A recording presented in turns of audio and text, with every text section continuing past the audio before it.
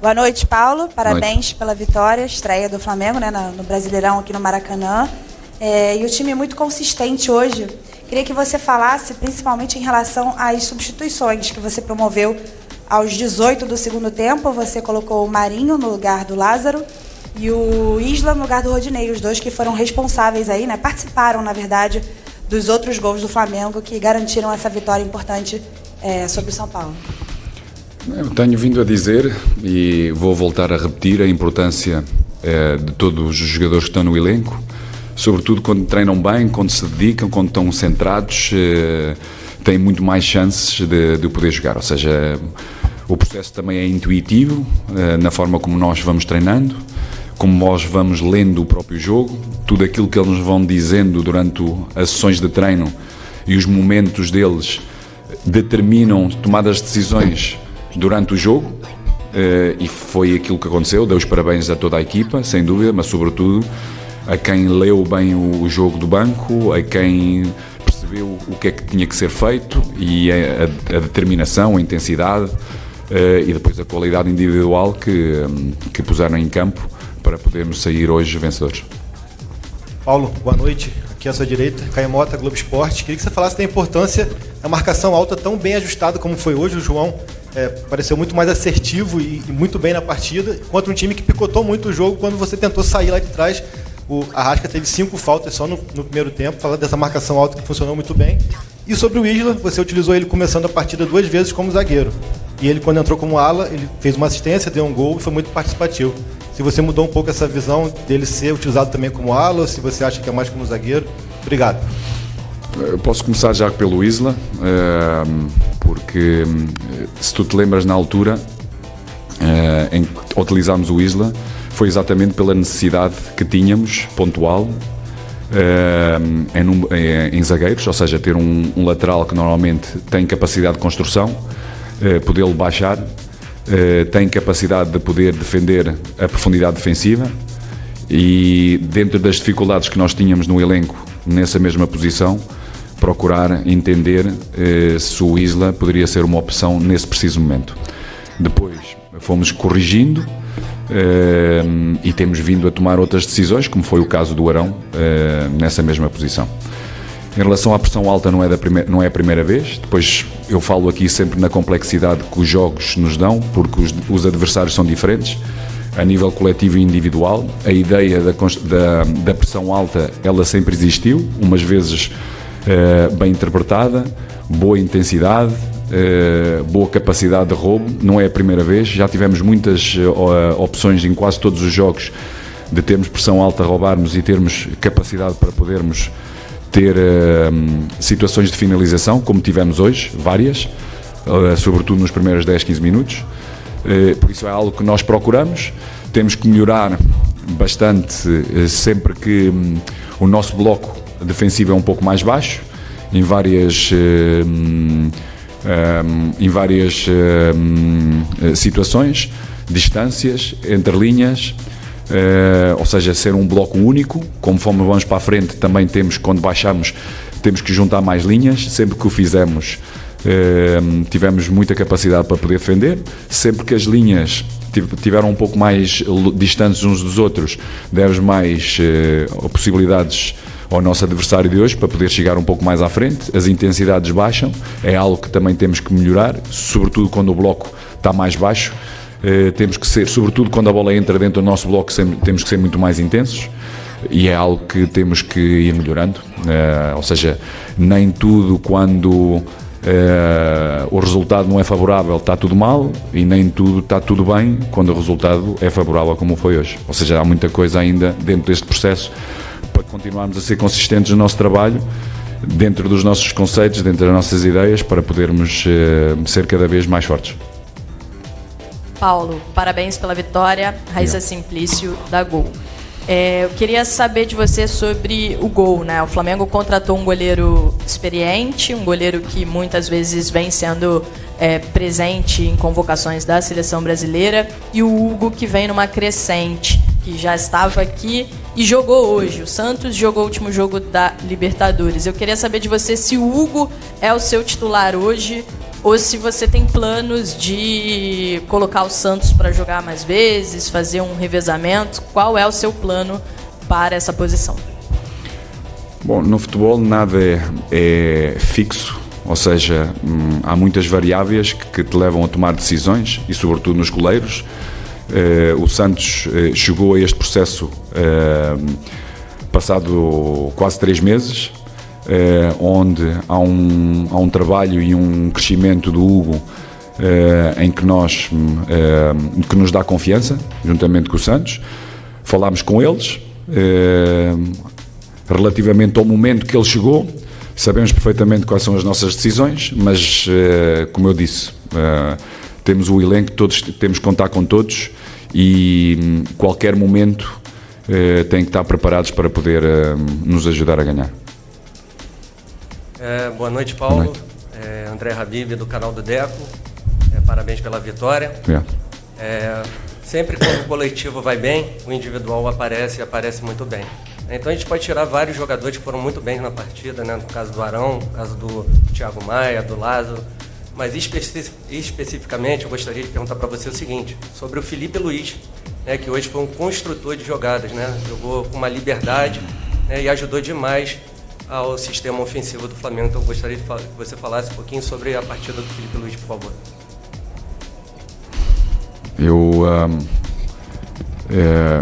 vou-lhe precisar que provavelmente vai ter que ver todos os outros jogos do Felipe Luiz e vai ver também se ele foi envolvido ou não nessa mesma construção, e bem, é algo que determinamos desde o início, dentro daquilo que parâmetros de idade, de velocidade, de manter-se sempre lúcido fisicamente e mentalmente. Tomamos, e sobretudo sobre a capacidade que ele tem em termos de construção, em termos de ler o jogo, tomada de decisão, execução técnica. Então decidimos logo desde muito cedo trabalhar com ele numa linha um pouco mais baixa, de forma a poder ser um elemento importante para encontrarmos superioridade logo após os nossos primeiros e segundos momentos de construção, porque havendo superioridade no início da nossa construção, vai nos dar a capacidade de termos mais espaço e mais capacidade para podermos atingir a profundidade,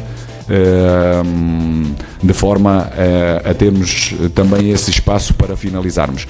E o Filipe tem vindo a fazer isso, tem vindo a reconhecer também no último terço quais os momentos de poder estar mais aberto, mesmo como lateral, fazer overlappings, outras vezes também com movimentos de ruptura, quando o adversário assim permite, ou seja, procura defender-se todo o corredor e ele desde trás poder também potenciar uma linha de passe no último terço, mas sobretudo a construção inicial, como o Arão por fora, nestes últimos jogos tem sido extraordinária, e isso permite-nos chegar mais próximos da baliza do adversário e termos espaço e termos gente finalizadora para podermos fazer golos.